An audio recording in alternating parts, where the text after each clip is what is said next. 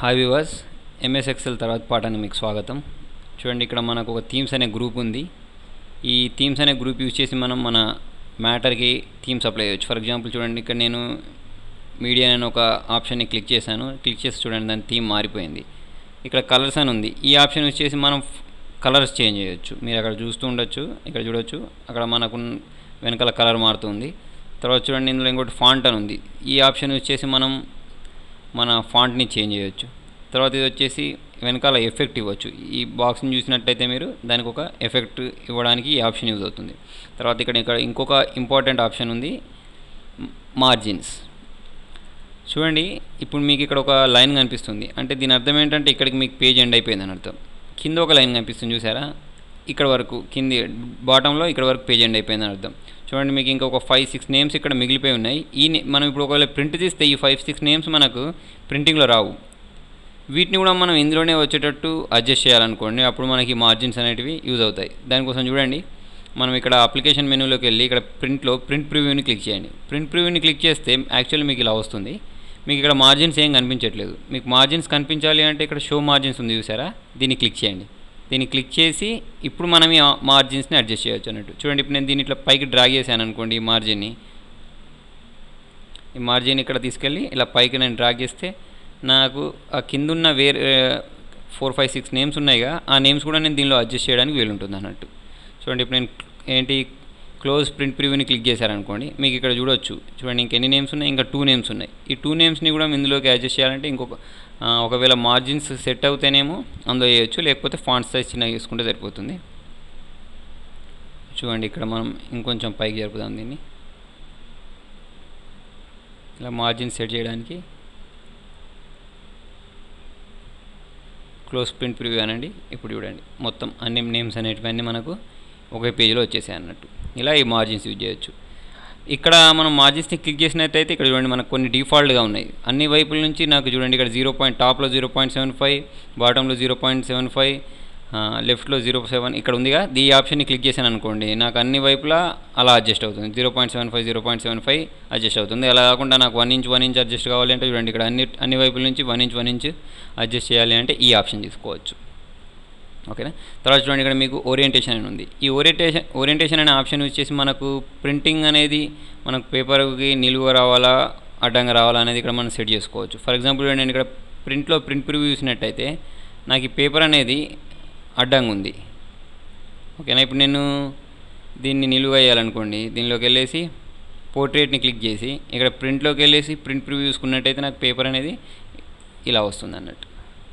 ఓకేనా? ఇక్కడ close print preview click చేస్తే మళ్ళీ మనం ఇక్కడికి బ్యాక్కి రావచ్చు. తర్వాత చూడండి, ఇక్కడ ఇంకొక ఆప్షన్ ఉంది, సైజ్. ఈ ఆప్షన్ యూజ్ చేసి మనం పేపర్ సైజ్ సెట్ చేయొచ్చు. ఫర్ ఎగ్జాంపుల్ డిఫాల్ట్గా అందరైతే యూజ్ చేసేది A4 లీగల్ యూజ్ చేస్తూ ఉంటారు. నేను A4 క్లిక్ చేశాను. A4 క్లిక్ చేస్తే ఆటోమేటిక్ ఈ మార్జిన్స్ A4 సైజ్ ఎంత ఉంటుందో అంత సెట్ అయిపోతాయి. తర్వాత చూడండి, ఇక్కడ మనకు ఇంకొక ఆప్షన్ ఉంది, ప్రింట్ ఏరియా.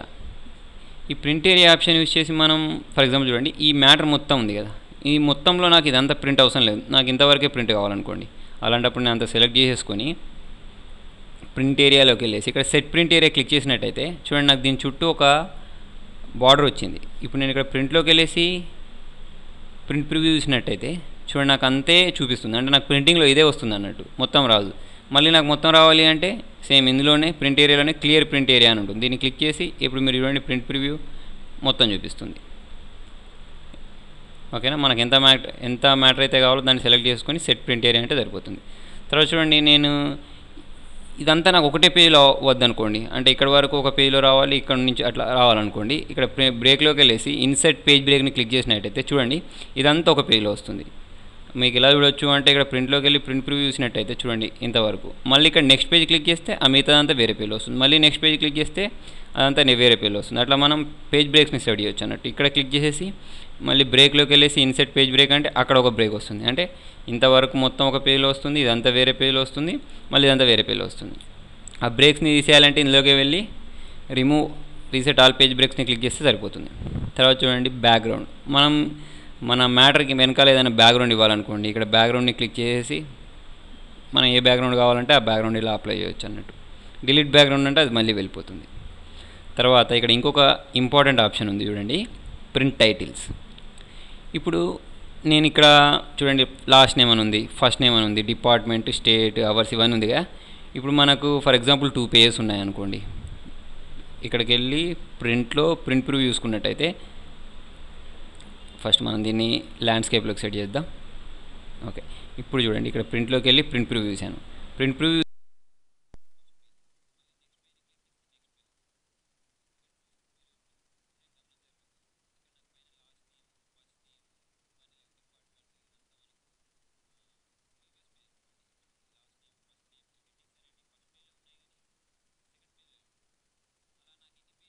అయినా సరే ఎన్ని పేజెస్ ఉన్నా కూడా నాకు పైన హెడ్డింగ్స్ రావాలనుకోండి. ఇవి వాటి కోసం మన దీనికోసం మీరు ఏం చేస్తారు అంటే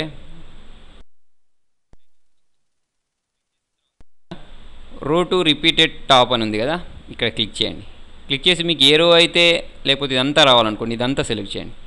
సెలెక్ట్ చేసుకొని ఓకే అని.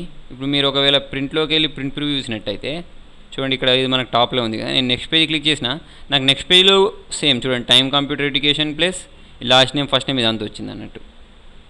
ఓకేనా? అలా కాకుండా నాకు ఓన్లీ ఇది ఒక్కటే రావాలంటే దాన్ని ఒకదానే సెట్ చేయవచ్చు. ఇక్కడ ప్రింట్ టైటిల్స్లోకి వెళ్ళేసి ఇప్పుడు నేను దీన్ని డిలీట్ చేసేసాను. డిలీట్ చేసి నాకు ఈ ఒక్కటే రో కావాలి అంటే రిపీటెడ్గా ఈ ఒకటే రో కావాలి అంటే అక్కడ క్లిక్ చేసి ఓకే అని క్లిక్ చేశాక మళ్ళీ సేమ్ ప్రింట్లోకి వెళ్ళేసి ప్రింట్ ప్రివ్యూ చూసినట్టయితే మీకు చూడండి నెక్స్ట్ పేజ్లోకి వెళ్ళారనుకోండి ఓన్లీ లాస్ట్ నేమ్ అనే రో ఒకటి మాత్రమే మనకు అన్ని పేజ్లలో వస్తుంది అన్నట్టు. మీ సలహాలను సూచనలను నాకు కామెంట్ రూపంలో తెలియజేయండి.